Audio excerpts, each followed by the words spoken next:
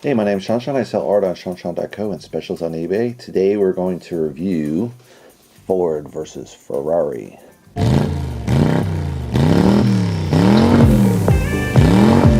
So this is a film by James Mangold.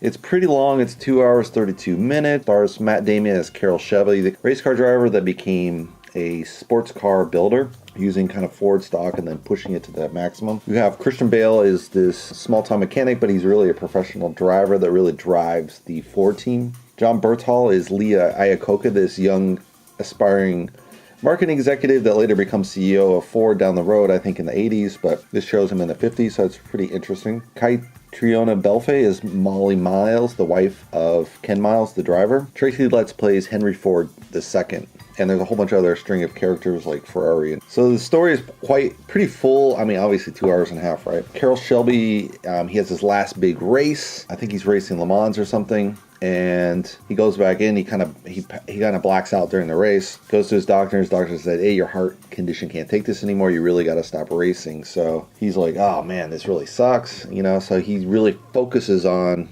building a great cars, right? Now he's pals with this guy Ken Miles, who's also a race car driver. He's a mechanic on the side, but he's not really building the cars, but he's a master mechanic. He knows how to build a great car, but his focus is really on racing. And so these guys are pretty good friends. Now what happens is Ford goes over to Ferrari and they take this huge plan. They know Ferrari's on the ill. Ferrari's has lost control of their finances. They're close to bankruptcy. So Ford's like, we can scoop in and take Ferrari, right? They're like, this is going to be great. So they put this master plan together. They go over and they present it and they think everything's fine. And they got these photographers like, get away. They get in there. They present it to Ferrari. He's thinking about it, but then they say something that he really doesn't like about the ownership. Like Ford's going to own 90% of the company. Ferrari's going to own 90% of the racing team. So Ferrari's like, I don't know. That sounds, he's giving away control of his company, basically. Ferrari asks, do I still get to control the racing at Le Mans, even if Ford decides not to? And the guy's like, well, probably in that hypothetical question, we wouldn't usually do that, but we would, say, hey, you couldn't do that if that came to be, So he's being honest with the guy, trying to get the deal to go through. He can't really lie that Ford might possibly do that. And Ferrari just loses. He's like, screw this fucking goddamn company. You guys are a fucking drudgery company. You don't know what the fuck you're doing. You're making shitty cars. And they were kind of making these crappy cars. They hadn't made a really good sports car in a while. And tell Henry Ford he's never going to, and this is Henry Ford too, the second after Henry Ford, tell Henry Ford too he's never going to be Henry Ford. And it's like, holy crap. And so he goes back and Henry Ford just fucking blows up. He's like, screw this guy, dude. We fought those guys in the fucking war. Like they built the bombers and went and bombed Italy, bombed Germany, right? So they're like, screw that factory over there. We built bombers. That amps up the story. So that's kind of the crux of where the story goes. And they build this great team. In 90 days, built the best sports car to beat Ferrari, which was, people thought at the time it was impossible. So this is kind of the crux of the story. I really like that idea of going and pointing out that factory made bombers. I think what they could have done is actually show images, pulled out the images like, this bomber, we made this, we made this, we made this, we made this. And he did make the point, he told the story per se, but I think he could have showed it more visually. I think it would have been really cool. People say that FDR won the war, but it's really like Ford won the war. It's like, oh, that's pretty badass to say that. I mean, it kind of dulls over the fact that Henry Ford I, the original founder, was kind of, he was slightly fascist. They kind of gloss over that story, which is probably why this story hasn't been told yet. Because you do have that kind of that feel with Henry Ford, like he just kind of jaded his image a little bit by he didn't side with the Nazis, but he was kind of pro-fascist going into the war. And then obviously we decide the war, we go against them. But there's kind of that little backstory they kind of paper over, which might have been why they haven't done this story yet. So it's a very long film. It's 2.5 hours. You got to think, when it's 2.5 hours, you're like, can you really pare this down to maybe 2 hours? Hour and a half, probably not. It's a pretty complex story, so you need a little bit of breathing room. They could have probably worked down some of the races a little smaller maybe, but those are really the visual effects that sell the film and make it really exciting and make you forget that it's a 2.5 hour film. So you can't really cut back on the racing scenes per se. You need a lot of that backstory to kind of pull the tension. One of the challenges, I think, is the fact that you already know the race, that Ford went against Ferrari, they beat them, so you kind of know going in that, yeah, they're going to win, right? So how do they make it exciting? Then they show kind of this backstory of, Shelby kind of going against these Ford executives, and these Ford executives, Ford's this huge company, it's got multiple layers of mid-tier management, in senior management, and they really show they got these fancy titles. They're really like powerhouses. And I think the Ford team really pulls off that essence of how cocky the guys at the top are. And I've worked in corporate America, so I can say those guys are really freaking cocky, and some of them are really smart, but they're executive smart, right? They're not necessarily on the street smart like Shelby and Ken Miles. So they really make that really distinction between a massive car company,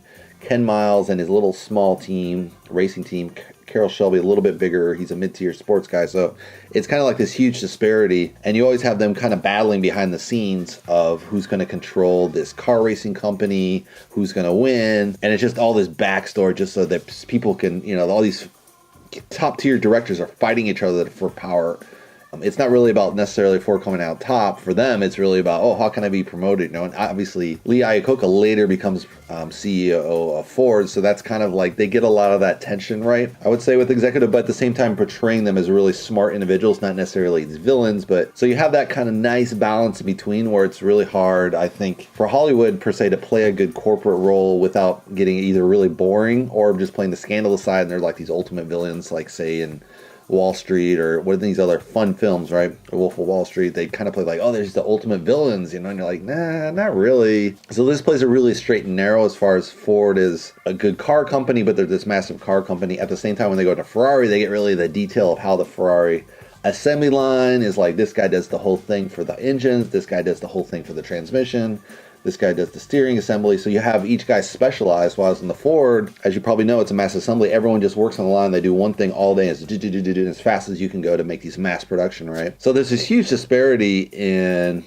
the mentalities. One day you have Ford is really good at mass production. They won the war based, the fighting planes, and at the same time you have Ferrari is just focused only on racing. So it's really this respect. And obviously Ken Miles and Carroll Shelby respect Ferrari, versus this Ford monolith, what they kind of don't know what they're doing when it comes to focus on racing, right? The really interesting part too is they capture the culture, I think, of Ferrari. They do a lot of this Italian. They translate some of it they don't, so it's really cool. They don't use subtitles. They're just using a translator, so you get the real feel of how it would have been in those meetings. And the Ford executives, there'd be almost none of them that spoke any Italian. They might speak a little bit, a word or two, or maybe a little bit of German because they are high executives, so they're highly educated, so they probably had a little bit more foreign language fluency, but they were basically these knuckleheads. In America, they're not going to know that much languages, so you come across, they got that nice distinction of not doing the subtitles.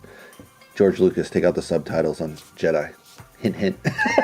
But so they don't have subtitles, so you have this nice, you feel like you're there in the moment with the translation, and you get really the crux of the culture of Ferrari. It's this fine-tuned machine. The leader drinks a cappuccino. He's really polished, and you go to Italy, it's like this super polished. People have the best suits and amazing quality suits. The women dress great, the men dress great, but in a conservative fashion. So it's really interesting. It's kind of this business magnate super culture of clothing there. It's really interesting, very different than say France with the wild kind of haute couture. Italy's more conservative, but really high quality. So it's this interesting kind of mix. Versus these Ford guys come in, they're really polished too. Obviously, they're top execs, so I think they get that image. But in American style, right? Like the CEO flies in with a helicopter, and Ferrari's like, man, who's this clown? This is ridiculous. You got to drive in a car. There's no style to that. So it's this interesting complex of Ford with this mass production, and Ferrari this high stylized. But they both have their weak points. That's the interesting way. Ford has this brutal ego where he's like, this little car company didn't squash them. Obviously it's totally unrealistic, and they're like, how the hell are you going to accomplish this? And then you have Ferrari with this super awesome car, but he's like this tiny car company. I mean, they're making 500 cars a year versus millions at Ford, so it's like the ego of these guys is really crazy. So it's really interesting to see that aspect as they kind of how you build into that why Ford took on Ferrari. They get a lot of the testing kind of right, like they run the tracks and they show like the problems with the cars, their brakes are overheating. So I think they capture a lot of that, adds a lot more drama into the race. When they get to LeMans, they don't know if their brakes are going to go out and they're crashing a wall. You're seeing these cars just fly all over the place, and that does happen in these really long car races. You have them in the shorter races, usually not so much. They kind of crash, but not so dramatically. Here it's a little bit more dramatically maybe than a car race, but there would have been some really crazy wrecks in a car race because it's extremely dangerous. And instead of going in an oval like a lot of American racetracks, which are easy to race, I would say, versus this racetrack that's curvy and you have to do different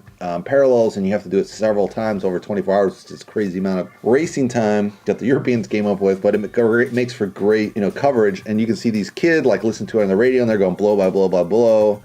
And I've always heard baseball over the radio, and that's kind of a really cool sport for hearing over the radio. But hearing this guy over the radio, it's pretty interesting to see these kids getting worked up about it. His Ken Miles' son, he has like a racetrack, and he listens to his dad tell you how the race works. So it's really kind of cool father-son dynamic, and you have a little bit of tension with the wife because she's like, are you going to be a race car? Are you not going to be a race car? You should get out. You know, it's not safe. But at the same time, she wants to push him forward because that's really his skill set is racing, not really. He's a good mechanic, but then they lost everything, so they have to do something, right? And then when he pulls up with Shelby, it's kind of like this perfect mix. They're good friends. But they show some tension there. I don't know if there was a lot of tension on the reality side. There might have been. I think jealousy's first. Like him, I'll say, so who do you know? You know, I'm also a great mechanic. But for the most part, they get along, and there would have been some tension, I think, as you go for a great, crazy goal to beat Ferrari in 90 days. It's just, it doesn't seem possible to develop a car that much. But, you know, Ford spends this incredible amount of money, like $9 million, which is just outrageous to beat Ferrari just over an install.